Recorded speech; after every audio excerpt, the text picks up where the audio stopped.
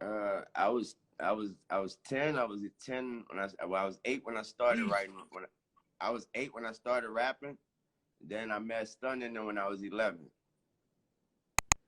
Fuck, since 11 Yeah, years old. So what, the world know Weezy since 11 years old. 11. That's when Stunning them had Cash Money was just a local record company at the time in New Orleans, and banging through the South at the time. And so I was 11. I lied, told him I was 12 till it was time to sign the contract. He found out my real age, and I thought 1 year older. I thought 1 year older made such a difference. But then I put out my first solo album when I was 14, and after that, everything was history. Thank God. I think I met you. I think I met you when you couldn't get in the club, and Cash Yeah, I Money was never. in the club, and you was in the tour bus. I think the first time I met you, you couldn't even get in the club. You was like 13, 14. Yeah, I wasn't even tripping though, cause everybody, all my anybody who knew me at the time, who knew anything about me at the time I was more attracted to my younger fans anyway. So even at that time, I would have people that's going into the clubs, still coming with their younger sisters, shit like that, still just to still to see me. So I still got my fans was popping, even though everybody in the club doing their thing. You don't know what's going on that bus. All right. Um, the shit is right. So when you was young, I remember hearing the story that you shot yourself by mistake. Yeah. How old was you when that happened, Weez? 12. 12. And you just missed your heart by a little. 2 And the inches. reason I'm asking you that, because it was actually a cop who saved your life. True? It was very true. Cop named Uncle Bob. So he came through, he saved your life, right? What And happened was this where I got shot at was the projects in my neighborhood. It was the projects in my hood. It was something like the projects. That's what it was. We didn't have a name for it though. With that said though, that was his area. That was his, that was where he worked at. He knew everybody in that area. He knew every kid in that area, knew every parent in that area. So when he heard it come over his radio, he was just like, wait, what? What? That was that. He heard the shot. He heard the whatever the call come over his radio. So he was off duty.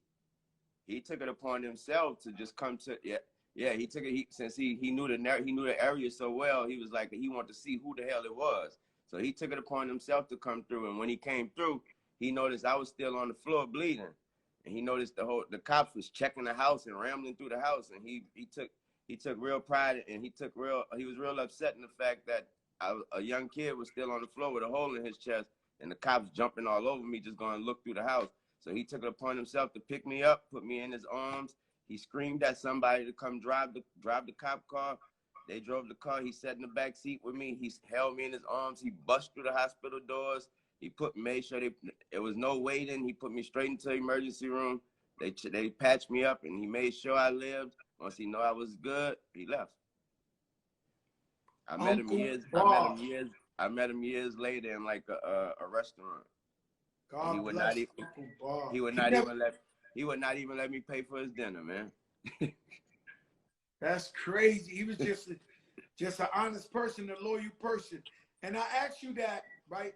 And me, I got a similar story. Of course, I could tell you about all the cop harassment, but one day I was visiting my mother in the projects, and my son choked. Okay. He was just a baby. And so I'm running out the building. And if I think about it now, the nearest hospital was 10 minutes away. He would have died while I was driving him. So a cop car just had pulled up, and a lady cop jumped out and said, "What's wrong?" And I said, "My son is choking." Yeah. So she did the little Heimlich, and she saved his life. See? Right? And that's no bullshit. God bless her. God bless her. And years later, I met her in the restaurant, and she said, "You know who I am?" And I said, "Who?" She said, "I'm the lady cop that saved your son's life." And I was like, "Oh my God." So you can't make this up. So now with us seeing this side of the law, and now what's going on now, what we see with Big George. Yeah. So you have a unique perspective. What do you think about what's going on right now with this cop on Big George stepping on his neck and all that? I think it's a I think when we see these situations, I think we also have to understand that we have to get very specific. We have to get so specific, and what I mean by that, we have to stop viewing it with such a broad view. Meaning, we have to stop placing the blame on the whole force and the whole everybody of such a certain race or everybody with a badge. And we have to get into who that person is, and if we want to place the blame on anybody, it should be ourselves for not doing more than what we think we're doing. I mean, we leaving it at the reason why people always ask me, like, why you don't say this, why you don't do that, is because I mean, what else am I gonna do after that? Some people put a tweet out and they think they did something. Some people wear a shirt, they think they did something. I mean, what you gonna do after that? Did you actually help the person? Did you actually help the family? Did you actually go out there and do something? So if I ain't about to do all that, then I ain't about to do nothing. I pray for you. You say the follow through is more important than wearing the shirt or talking about it. Is actually learning. It's actually learning about it. What we need to do is we need to learn about it more. If we want to scream about something, know what we're screaming about. We want to protest about something, know what we're protesting about. Because if we want to get into it, I mean, it's a bunch of facts that we think we know that we don't know. So if we want to get into it, first know what we're talking about before we talk about it, because we scream about things that sometimes they isn't even true. So so you went to jail for 2 years in New York City, and you grew up not 2 years, not 2 years. I was in there for like 8 months. 8 months. 8 months on Rikers Island. I went to see you, man. And shout out to Trey the Truth. He went with me from Houston. And man, I was so fucking sad when they brought you to see me and you was in handcuffs. I could not believe this shit. I saw it on your face. Nah, yo, Wayne, that shit hurt. Yo, you were so passionate. You were so passionate. I thought I was coming to see you. That's how passionate. You know, Lil Wayne, let me tell you, it's something unique about you, right? It's like, I was saying this the other day. I said, even though you younger than me, you know, I know when I always say hi to you, wherever you at, I put my head down and I shake your hand like this, right? And I don't do that for everybody, Lil Wayne. I do not do that. I've seen people greet you. You damn sure don't. Nah, trust me. I already know. I don't do that.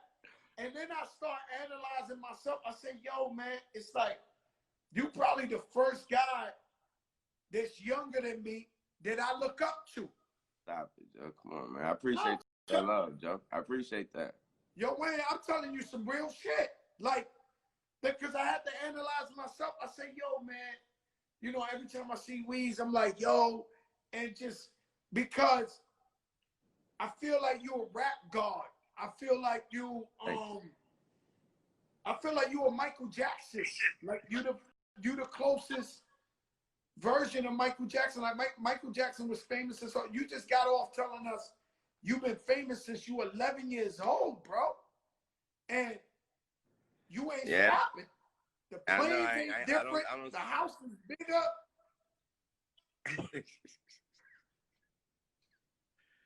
It's this. I really honestly, Joe. I really owe a lot of that drive, a lot of that people. You know, you got to be born with it, but at the same time, somebody got to be. You got to have somebody that know how to steer it in the proper direction. And I owe all that to Stunner, man. That man, he never quit. He never quit. He never quit. He never say never. He never say die. And I learned that at a very young age, man. And it still haven't left. Man, that was my next question. My next question was, who inspired you? Man, all day and every day, it was Stunner, man. I had lost my father, Rabbit, at such a young age, and at that very age, Rabbit told my mama, my mom didn't want me to rap. She knew I was smart. She knew I was very intelligent. She was like, I need you to be a doctor, a lawyer, or something like that. You're too smart. But Rabbit, he was like, nah, this boy is really, really good with this rap shit. He was like, listen, he's really, really good. And if you want him to be anything, the best thing we should do is let him go with Baby. And she was like, you sure about that? He was like, I'm very sure. He need to be with Baby and them. And so with that said, once I lost Rabbit, Stunner became more than a manager, more than a cash money. He was a father figure. So with that said, I looked up to him. I looked up to everything he did and the way he did it. And the way he did things and the way he do things is non-stop. He's committed to everything. Whatever it is, he commit everything to it. They could be playing you on a game. You know how we hear these stories about Jordan and how competitive he is and anything playing quarters and all that. It's not a competitive thing with Stunner. It's just a commitment thing with Stunner. If he commit to it, he's committed. And I learned that at a very, very young age, and he never stopped working. I'm talking about somebody that didn't even rap. I was like, why is we going to the studio? Why this man going to the studio every day and night? He's not even getting behind the mic. It was that just a drive, and he still do it to this day. To this day, he in that thank studio. Thank God he finally get his ass behind the mic now. Thank God we finally get some words out of him. Yeah, he's been doing this shit for a long time without even talking. That's what it started off. It started off as talking. He would get behind. He started off. He would start talking on songs, and then he started making that shit rhyme. And he started doing this shit right here. Yeah, exactly. He started figuring out that, hold up. He was like, once he said something and he started noticing New Orleans was saying it back, he was like, hold up, y'all like me? Hold up. Y'all like me? Hold up. And he started coming out. He started understanding, hold up. I'm hotter than some of my fucking artists. Hold up. Yo, that shit crazy. And let me tell you something, man. You know, you yourself, man, you picked up right from Stunner. First of all, your work ethic. I never seen nobody work harder than you. Like you, it's hard to teach an old dog new tricks.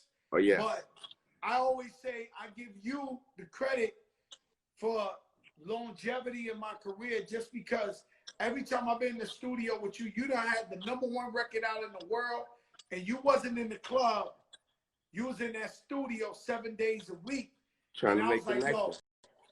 Yeah, I was like, yo, I gotta be like him, because this boy working for real. Yeah. And so I turn around, I go like this.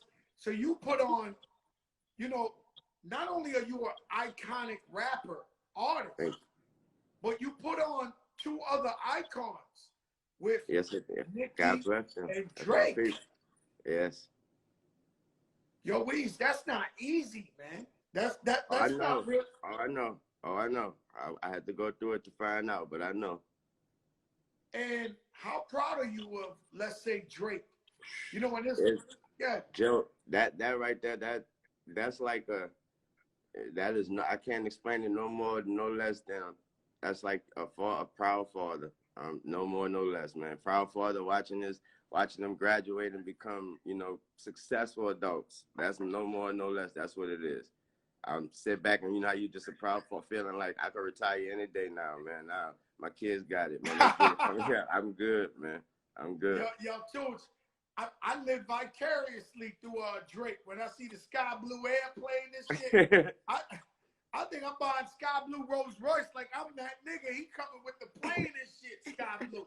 I'm like, this shit crazy. And I want to ask you too, you good too? Cause I think I pulled up the other day. I think the window was busted in the Sky Blue. No, not in my shit. Nah. Okay, that was next door. That was next door. Yeah, don't scare me, man. Don't scare me. Yeah, right next door to you, Joe. The police had that whole side of the street blocked off, and they had glass all over the street. I thought that was the Sky Blue, man. No, that wasn't me. Thank God it wasn't me, man. Don't say that.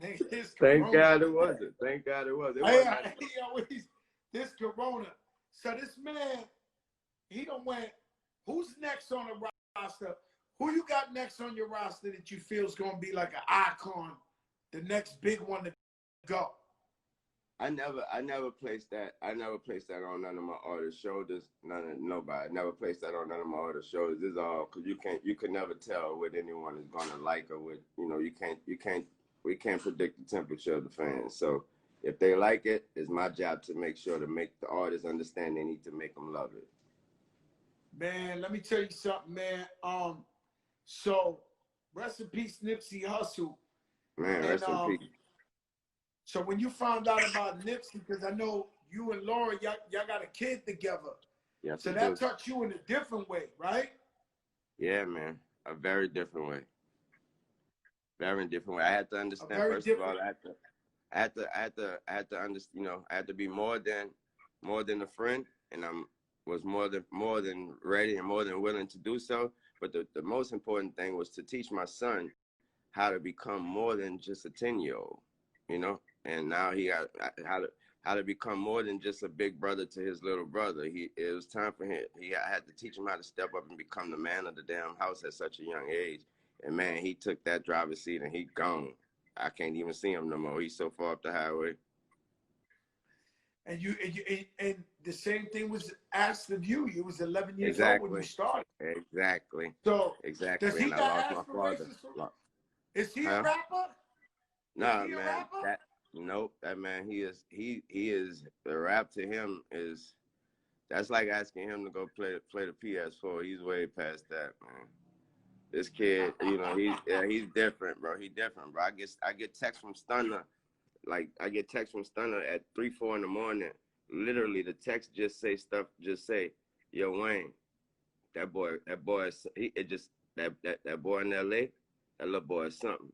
I get text from him just about him like at 4 in the morning, just saying that he's a different kid, man. I brought him to the World Series. The man next to us asked him, "Who's your favorite player? Who's your favorite baseball player?" That nigga said Jackie Robinson.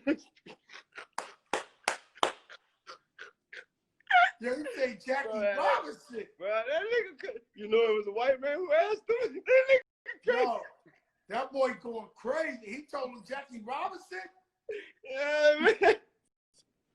Holy bro, shit. I was sitting, so this kid's a genius. Yes, man. Yes. And you know, in this house, you know, I'm surrounded by girls, my wife, my daughter. Your daughter? Yes, man. I was She's just the about most to say loyal my queen. in the game. Yes, man. She's the definition of loyal. Somebody asked me about this literally yesterday. Somebody asked me, you know, they was like, man, she know everything. She know all your words. I was telling her, I explained it to him this way. I said, listen, when she's at one of my shows, I could take 3 to 4 songs off and give her the mic. You know what I mean? I could do that. I could take 3 to 4 songs off and give her the mic and go chill, get my breath and get my wind back up and then come back out. That's how much she went. Yes. Nah, you could do it. She hold you down. And you know, one time I got in trouble because I had said that, this is just my opinion, it's not disrespect, but I had felt like Lil Uzi Vert, you know, he got a style from you or influence by you, and the shit went like viral. They was all mad at me and shit. And I was like, no, I respect it. You know, I got love for him, but you know, I feel like you influence a whole genre of rap music, you know? Yeah, I'm proud of it too. Damn proud of it. And speaking of Uzi though, me and him just done one. That bit crazy. Me and him just done one so for the first time. So y'all just went crazy? Yeah, for the first time. So it's crazy. God bless you. You see? That's I mean, you know, I was right on the money. You was right on the money. You already know. You know you work in mysterious ways, man. Joe, you already know that. You know, and you know you also the first to do the rock rap shit. Stepped out there, man. I had to step out there, man. I had to step out there, and you know what that is? I know you already know when I say this name. She touched you the same way. That was all Miss Betty, man. Miss Betty, you know, letting me know, boy, you could do this. Pick that damn guitar up and do this. That started from the Leather So Soft song, from the Like Father Like Son album. Man, that's shout out to Miss Betty Wright, man. She just helped so many people, and man, she helped so many people. And she was just a beautiful, beautiful person. Shout out to Mac Main. He had hit me the other day. He was at the funeral. Yeah, I went too. I went as well. You went out there too? Yeah, I went as well. It was beautiful. It was so many people, Joe, it was so many thank yous, Joe. It was so many Like there was no way they could fit it in time. It had so many people just had to say thank you. Like, you know, so many people had to say man, thank you. I was with Khaled when she died, and Khaled took it hard, man. He was like, he was like one of the first thank yous. Yeah, he was like, you know what I'm saying? He was going bad. Like I was with him and he was just going through it. You know, we love her, man. You know, Betty Wright. Yeah. We love her for being like a mother figure and just helping the people and loving everybody. But she really was, you know, she's an icon. Oh, what? Come on. She's a living legend. Man, come on. Miss Beaton sold out some places that I probably couldn't even step in right now. Man, that's crazy because, you know, and I love that she just kept it so real with music, kept it so real with you know, giving back to the community, man. They don't understand. I wish they had cameras or something to show how much she gave back and how much music she know and how knowledgeable she is about music, man. Miss B could damn near play every instrument, man. That's what I was trying to tell you. Like Miss B, that's what I meant by it started from Leather So Soft. Miss B taught me how to play that damn song with the guitar.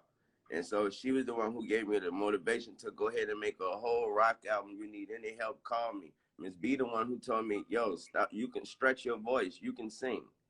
Miss B the one told me that when you get, you know, it's all good when you hear somebody tell you, I like the way you sound. When Miss B sits you down and look you in your eyes and say, hey, stop thinking you can sing and know you can sing, and that's what's gonna make the song sound better. Stop thinking you could play the guitar and know you could play the guitar, and that's what's gonna make you look and do what you want to do. I ended up doing the whole rock tour, Joe. Man, and it was groundbreaking, man. And you just opened Joe, the door. I ended up on the Country Music Awards with my guitar. Man. For real. You see that? Nobody goes to the Country Music Awards. That's I was on stage, shit. nigga. I performed, nigga. Yo, that's crazy. If I ain't mistaken, it was Sweet Home Alabama. Mm-hmm. Yeah, I performed with Kid Rock. We played Sweet Home Alabama. Y'all play Sweet Home Alabama. Yeah, man. I showed up 5 minutes. I showed up 5 minutes before the performance. I was so apologetic. I was like, I'm so sorry, bro. I'm so sorry. Kid Rock, he cool. He was like, yo, he gave me a Tennessee Titans jersey. He was like, hell no, you made it right on time. He gave me a Tennessee Titans jersey and said, let's get it. Man, I was like, let's do it. Hey, yo, Weez, I seen you. You probably got the smoothest slick talk. I see you. You're so witty with your slick. When somebody get on your nerves, I see you hit them with a bar, and you always got the smile at the end of the shit. Your shit is like, I was like, oh my God, Weezy, on one right now. They see the motherfucking diamonds and shit. You be like, yeah. I be like, oh no, we gotta stay away. That boy, hey yo, you always kill him with the smile, Weez. I get that from my mama, man. I get that from my mama. She used to punish me and smile right after that.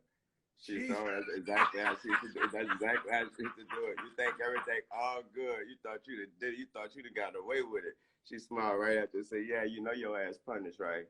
Yeah. You know you ain't playing that game for 2 weeks. Yeah, you like, yeah, I seen motherfuckers get on your nerve and you hit them with the such and such and smile at them. And I'm like, yo. I'm like, yo, Weezy, on one right now, boy. I would tell you the real reason, bro. When I first got this is the same girl I asked since I was 15, literally the same one. When I first got it, bro, I think it was my baby mama Sarah, bro. We had an argument when I first, probably the second day I had got him, bro. We had an argument, and I smiled in her face after she said something. I smiled. She smacked me so fucking hard, and I said, what you smacked me for? She said, cause you think you look good. I said, these bitches must look real good. Yo, Weez, it's hard, man. Yo, Weez, it's hard, man. I mean, you know, I just feel like you're a rock star, man. You I just called you the Michael Jackson of our era, of our time. And that's love, Joe. and you just like, you know what I'm saying? I don't know what to tell these people. What I can say, right? What I can say is, I tell people all the time, Lil Wayne the most loyal, one of the most humble, one of the best friends I have, and one of the most intelligent people I know. So don't get it fucked up with no dreads or no fucking tattoo. And I'm gonna tell you something you did for me. I remember that time, even though I went to jail, it was 4 months. My phone rang while I was walking into the jail, giving myself up, and it was you, like 7 in the morning. And he was like, yo, Joe, man, you know, hold your head, this and that. And I said, yo, Wayne, how did you do this? And he said, just be humble, bro. Just be humble. Mm-hmm. And you was the last call, and then I had to walk in on the spot, man, and I appreciated that so much coming from you, and it helped me a lot. You know what I mean? Rather than me going in there acting like, yo, like, let me you know what I'm saying? Yeah, because that's the shit niggas hate. Yes. Yeah. All right, yo, Weezy, I love you so much, Tucci, man. Thank you for coming up on the Fat Joe show, the big show. We love you, my brother. Shout out to Mac, man. I love y'all too, everybody who made this happen. Thank you for putting me on IG Live for the first time. Thank you. We love you, my brother. Damn.